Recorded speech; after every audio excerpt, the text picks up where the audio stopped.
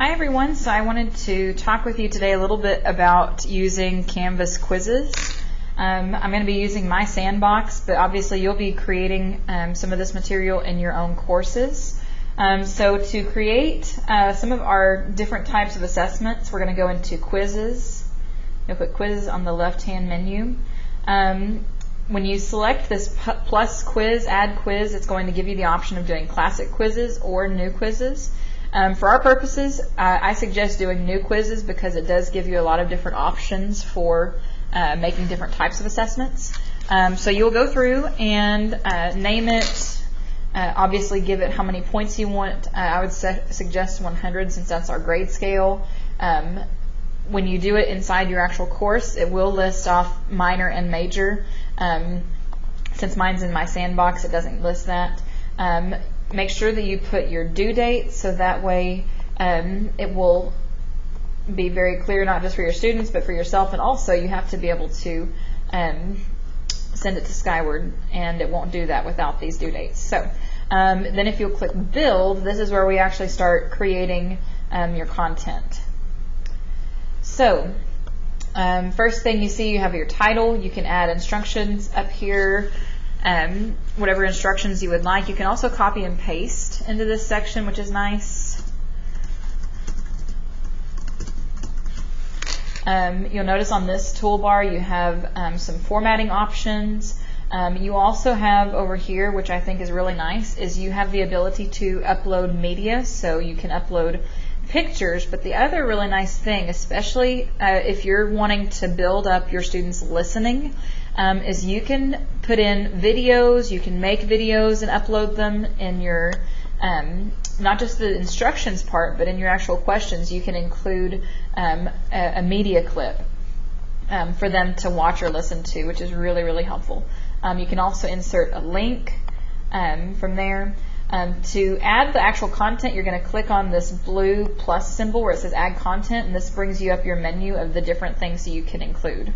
So one thing I didn't include in today's training to go over that's really important is the stimulus option. So for example, if you are wanting students to have a text or perhaps a picture to refer to, this is going to make it so that the text is simultaneously showing alongside a question.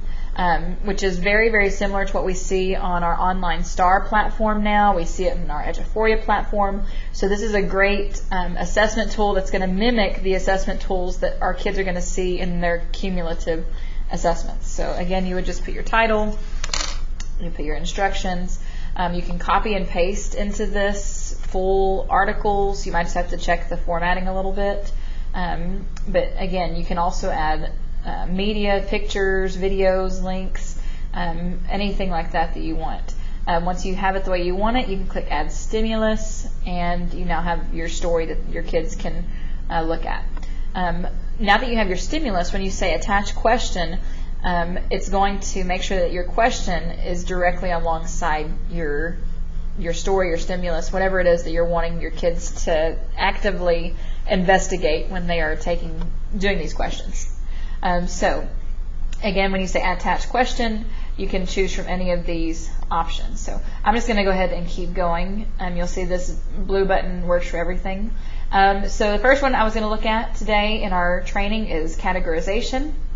When you do that, you can put a question title. I usually just put, question 1 or question 2 or that sort of thing. You don't have to put anything else. Your question stem is where you actually put your question. So if you're, place the following elements of plot in order from beginning to end. You can, oh, pardon me.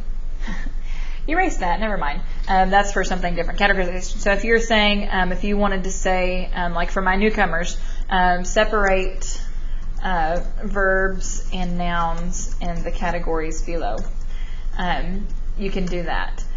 So you name your category, whatever it is your first group is, and then whatever your second group is, and then you can start adding your answers. And when you just want to add another one, You can add whatever it is that you want. You can add as many as you want. You can add multiple categories. So if you want to have 3, 4, 5 categories, not just 2, that is totally up to you. You have control over it. Remember, down in here in the bottom, you can add a calculator if you need it. You can decide how many points you want for it. When you click done, it will prep it for you. In just a second, I'll show you how you can preview this to make sure it looks the way that you had in mind. But this means that the question's ready to go. If we look at another one, we have our file upload. This one is really important to me, particularly because what I like to do is have students upload a video of themselves. So the way that I like to set that up, especially if we're working on our speaking, is to say, open up your camera feature, select the video option, record yourself, and then you can say, reading this passage, explaining the main idea of the article we just read today. You can include sentence frames, and then say, upload your video below. And so kids can use their camera feature on their laptop or on their Chromebook to upload an actual video. So it makes it really, really nice. It doesn't look like anything really fancy when you do an upload. It just creates this drag and drop or the browse option, and when they do, well, it won't let me because I'm in editing mode, but whenever they look at this and they click browse, it'll automatically open up their navigation tool on their Chromebook, and if they select recents, any of the recent videos that they've created should be available for them to select. Click OK, and it will attach here, so that way you have a record of their speaking. So it's really good if you're wanting to have them, record themselves talking about some ideas they have, record a conversation. It's nice, especially because you can include a rubric with this. The other one I was going to show is we all use multiple choice. We do have matching. Ordering is a nice one to use, especially if you are working with timelines and events, chronology.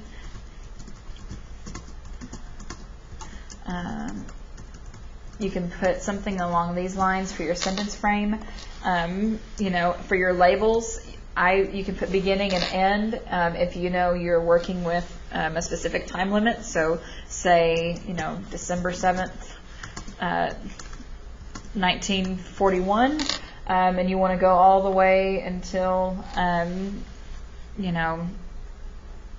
guess end of war, June of 1945.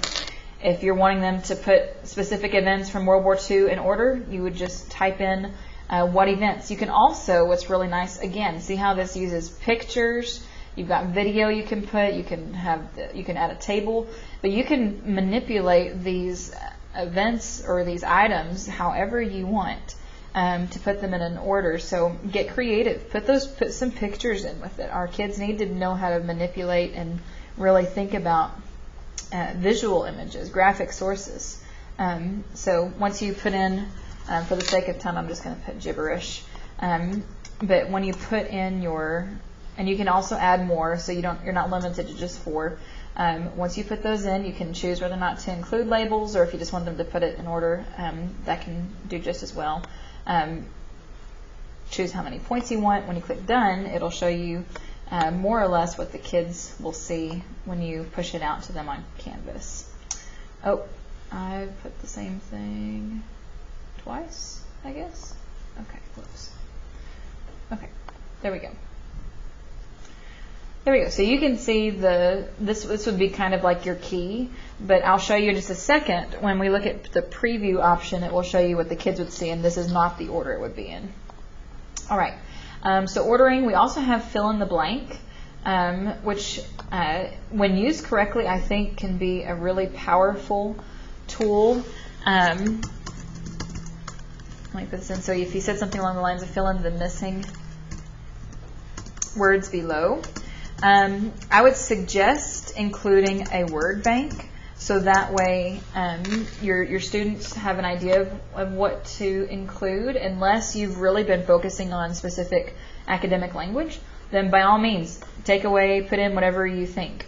So, for example, if I'm talking about, let's see, our values of excellence. If I said something along the lines of this: recognition is important in the classroom because all students deserve to feel that their efforts are valued by others. All right, so to do this, you select whatever words you want to be taken out of. So once I double click on it, it says create blank space. I can just click enter. So I click enter, and it's now created the open entry for them to type in this. So you can also choose if it contains it, it's close enough. You can set whatever parameters you want for that. If you have specific academic vocabulary you want to pull out for them to use, I would suggest part of this that you could use for this is we need students to be able to understand like context, how using the context of what you're reading can help guide you if there is a missing concept. If our students read recognition is blank in the classroom because all students deserve to feel their efforts are valued by others, hopefully they should be able to catch that importance, probably a good word. They might have another idea that's a synonym, but they could at least come up with, understanding the flow of language, the structure of language, that would fit. That is really something that especially our English learners can benefit from. So. And again, once you're finished, you can do as many words as you want. You can just come over here and click this little thing if you want. But as I said, especially if you're using words like this, I would suggest creating just this little word bank, just so that way students aren't completely in the dark about this. But you do you, however you feel comfortable doing that. So then when I click done, this is what it shows you. So again, this is kind of like the key. It will not show it like this for the students. All right. Hotspot. This one is super important, especially because we do see that this is going to be included in our STAR tests coming up in the spring. So for hotspots, you're going to start by giving some sort of instruction. So for example, the one that I always think of is on TELPOS. Usually students are given a picture and they're told to select something in that picture. So say for example, click or something like Jenny needs to put her books away in the classroom before going to recess. Where should she put her books? So for this one, I would get, this is how I personally set it up. A lot of times I will go and create a Google drawing, if I can find Google Drawings in here. I guess I'll just open this up. Never mind.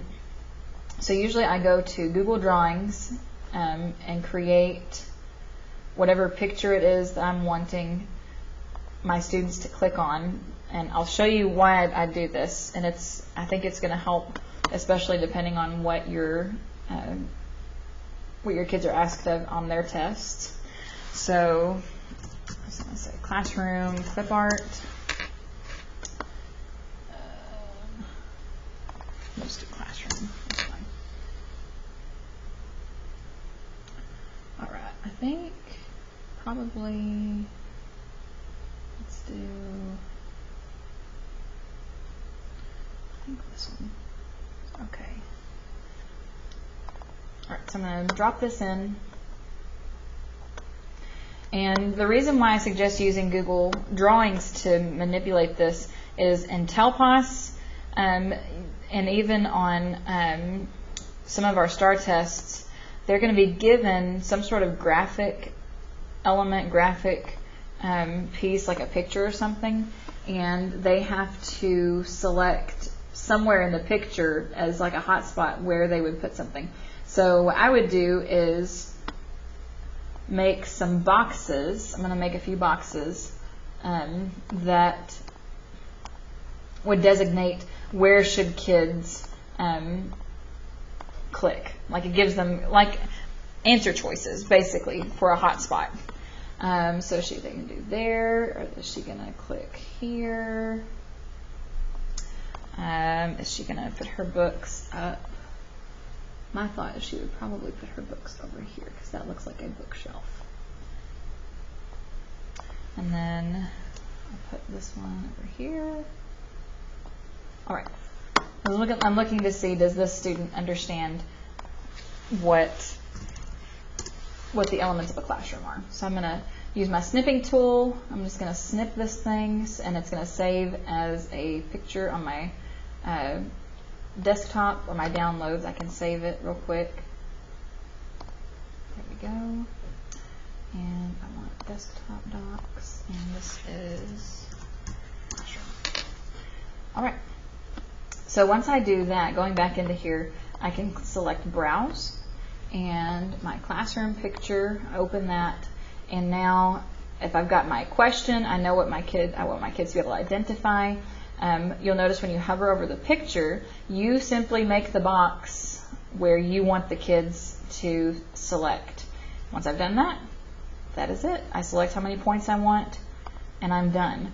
Now, some other ways that I've seen this done that is really great is using maps. If you are a social studies teacher, or using legends, if you're a science teacher, having to use a legend on a diagram, being able to identify, the parts of the water cycle, parts of a cell, identifying different icons on a map. These are great for it. If you put that into a Google Drawing picture, you can designate boxes, which helps reinforce this same structure that our kids are going to see on TELPAS, which I appreciate. It also can help narrow the focus for a lot of students who need that narrowed focus. So I highly recommend hotspots. And these are good for follow-up questions. So like if you start off with a hotspot question, follow it up with an open-ended question. Well, why did you choose this one? Or follow it up with another type of question that makes them have to explain this. So they're using their visual knowledge for this question, but then they might have to use some other modality to explain why did they do that. The other one, I didn't get a chance to cover it in our training today, but I thought this is really important because we are going to see this, and I think most of our STAR questions for this coming spring, and that's multiple answers. So a lot of them that I'm seeing it will give you a question, things like, after reading this paragraph, which of the following statements are true? Please choose two. Most of them that I'm seeing designates how many they need to select. So you would give a list of, I would suggest 5 at least, because in the example test questions I've seen, most of them have 5 questions. But you would put your answers on there and then just designate with the 2 check marks. And then when you do this, the one thing I would suggest is to do shuffle answers, because oftentimes whenever I create questions, I tend to just do the top 2, and if I don't do that shuffle choices, because they're like, Miss, why is it always A is the answer? And it's because your teacher just is sleep deprived, so give me some grace. But so always choose that shuffle choices option. If you want for grading, this is really helpful for a lot of kids that can get self-conscious about not doing well on these questions. If it's an exact match, they have to have answered with both of those correct to get full credit. But if you do the partial credit, then they would get credit for one, but if they didn't get the other one right, it would just still be a partial penalty. I've seen better luck with that than the full penalty with my students. I'm going to just go ahead and delete this one for our purposes because it's fairly straightforward.